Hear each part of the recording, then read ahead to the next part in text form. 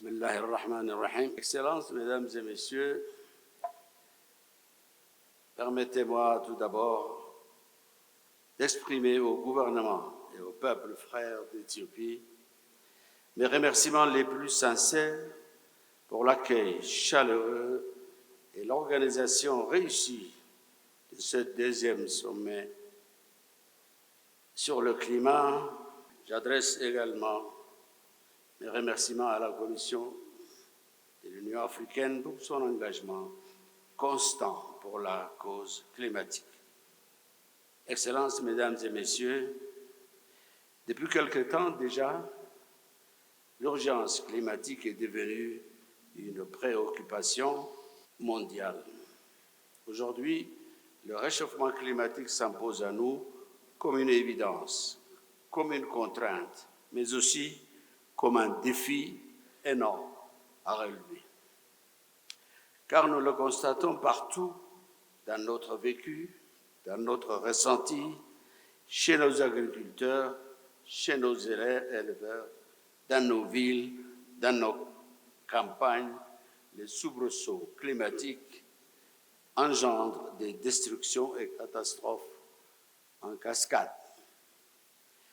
Il a été évalué que les effets climatiques combinés réduisent de 3% du PIB les perspectives de croissance de notre continent. Aujourd'hui, le paradoxe de notre continent réside dans l'équation suivante. En effet, malgré le fait que nous contribuons à une infime part des émissions mondiales à effet de serre, nous en subissons les coûts rudes, que cela soit en termes de sécheresse, d'inondations ou de vagues de chaleur. Face à ce diagnostic alarmant, notre réponse doit être à la hauteur de l'urgence.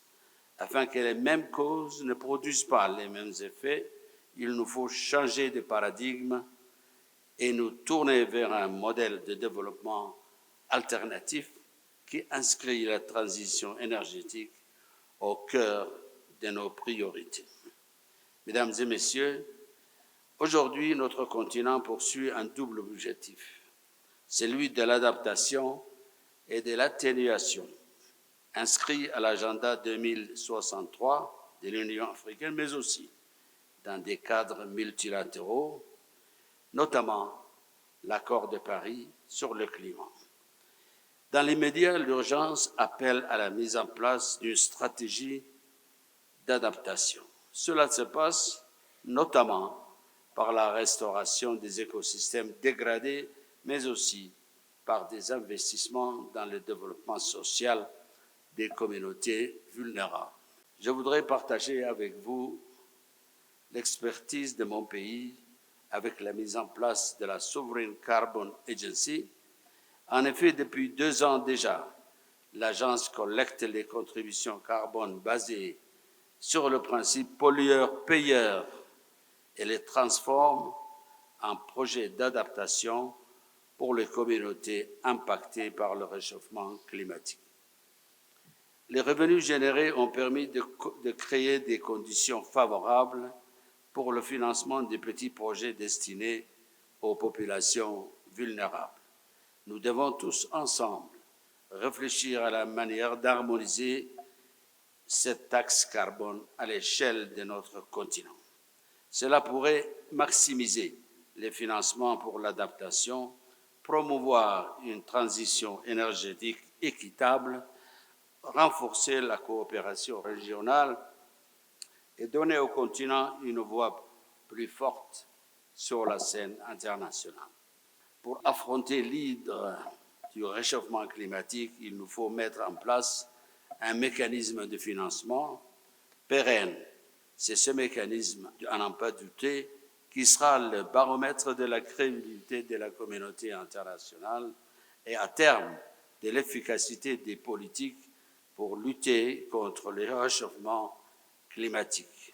Pour exploiter les nombreuses potentialités énergétiques décarbonées de notre continent, nous devons porter à au moins 20% la part de financement des énergies renouvelables d'ici 2030. C'est pourquoi nous plaidons pour un accès simplifié, rapide et massif aux fonds internationaux pour investir dans les infrastructures vertes et résilientes. À ce propos, l'accord obtenu pendant la COP 29 permettant de tripler les flux financiers vers les pays en développement d'ici 2035 va dans le bon sens. Mais nous savons que cela reste insuffisant pour atteindre nos objectifs. Ce sommet intervient à la veille de l'Assemblée générale des Nations unies et de la COP 30 sur le changement climatique. C'est une opportunité pour nous pour appeler d'une seule voix à une justice climatique fondée sur le principe de responsabilité commune mais différenciée. C'est une opportunité également pour rappeler à nos partenaires internationaux leur engagement dans le financement de la transition écologique dans son ensemble. Je pense par exemple aux mécanismes novateurs tels que l'allègement de la dette en échange d'investissements verts, au fonds de compensation et de la transition écologique dans son ensemble. Je pense par exemple aux mécanismes novateurs tels que l'allègement de la dette en échange d'investissements verts, au fonds de compensation pour les pertes et les dommages, mais aussi au fonds vert pour le climat. Excellences, Mesdames et Messieurs, unissons nos efforts et nos forces, faisant en sorte que le financement climatique devienne le levier d'une renaissance africaine verte et solidaire. Je vous remercie de votre attention.